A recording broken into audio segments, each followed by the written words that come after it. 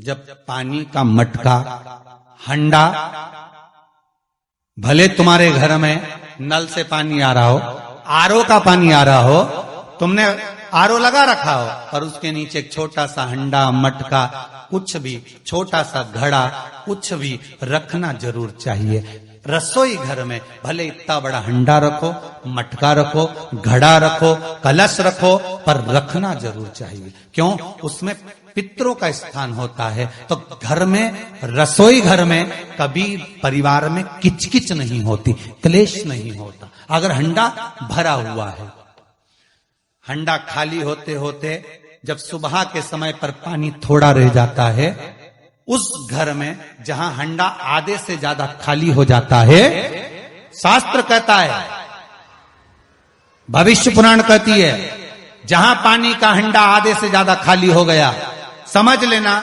दूसरे दिन रसोई घर में क्लेश जरूर होगा, यह पक्का। इसलिए हंडे की सीमितता देखी जाती है। मटके को, हंडे को, कलश को आधे से ज्यादा भरकर रखा होना चाहिए। भले आधे तक भरा रहे, पर आधे से नीचे नहीं जाए। उस घर में अब माताएं पूछती हैं, पंडित जी हमारे घर में बहुत क्लेश है, हमारी बहू सुनती नहीं, बहू के हमारी सास नहीं सुनती। क्लेश हो कहां से रहा? जब तुम लड़की पसंद करके आई, उसका पांव देख के आई, 25 बार फोटो देखा,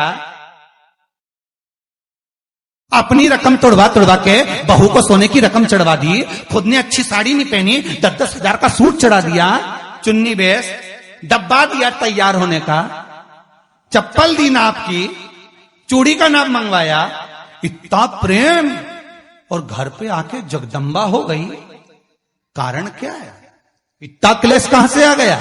जब तुमने पसंद करी, तुमने देखी, लड़की वालों ने यहां देखा, लड़के वालों ने वहां देखा, जब एक दूसरे को देख के सब बात हुई है, संबंध हुआ, रात भर बात चली, फिर क्या हो गया? यहां तो रोज फोन लगाती थी, मम्मी ये वाली साड़ी तैयार कर लो। हाँ बेटा कर ले, ऐसी बात सास और बहू में चले। चूड़ी का नाप भेज दीजिए, चोली का नाप भेज देना, और मैंने डब्बा तैयार कर लिया है, मैंने वीडियो कॉल में दिखाया, देख ले, यही है। चप्पल भी लिए, ये भी लिया, चोटी भी ली, गजरा भी लिया, दुनिया का सामान लिया, शादी करी ने 2-3 लाख रुपए तो गार्डन में खर्च कर दिए, ने लोगों के खूब चटाया, 2-3 लाख रुपए खाने में खर्च कर दिए, गिफ्ट भी दिया मेहमानों को। जब इतना खर्च करा, इतनी जोरदार बातचीत थी, फिर आखिर 1-2 साल में ऐसा क्या हो जाए कि ये जगदम्बा ने ये कात्यायनी हो जाए? कारण क्या है? वो कारण तो ढूंढो। अरे बोलो तो सही है कि नहीं है? कारण तो ढूंढो कि कारण क्या है ऐसा, कि क्या कारण हो गया। अब दोष दे नहीं कि माँ ने सिखा दिया होगा, और वो दोष दे, तुम तो अपनी माँ के ही हो, हमारी तो सुनो ही नहीं। अब वो इधर दोष, वो उधर दोष दे।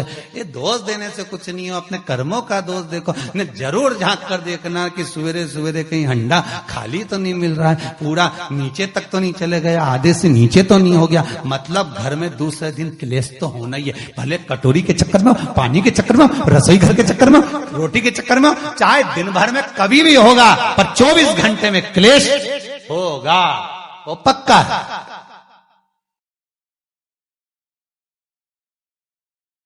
थोड़ा भरा,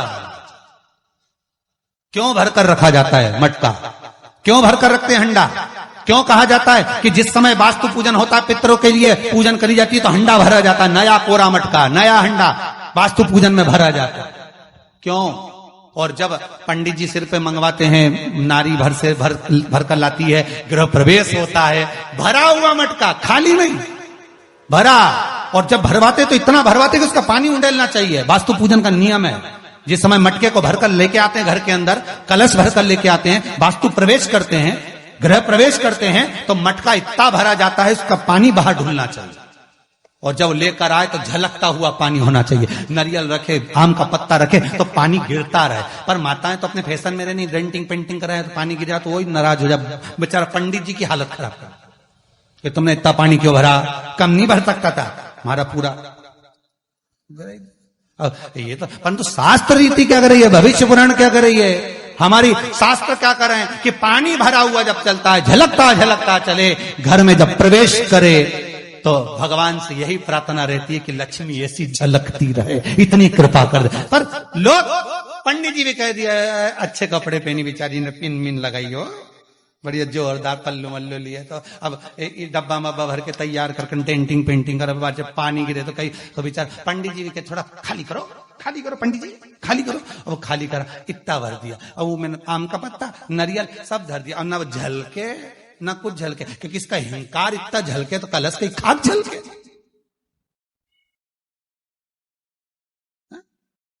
ये तो घर प्रवेश कर रही तो अपने आप को ऐसी समझ रही कि महारा बराबर कोई नहीं बनाया ऐसी, और ऊपर से के फोटो खींचने वाले फोटो खींच। अभी इसका अहंकार इतना झलके तो कलश के खाक झलके। अब जो झलकना वो तो झलका ही नहीं, न झुमका झलका है, और कहा मतलब का झलका है, सो झलके सो।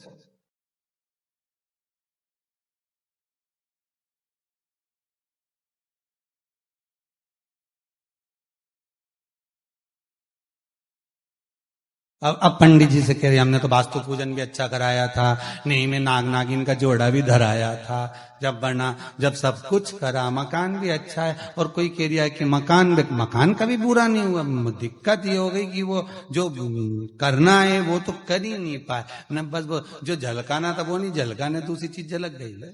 अब कई कर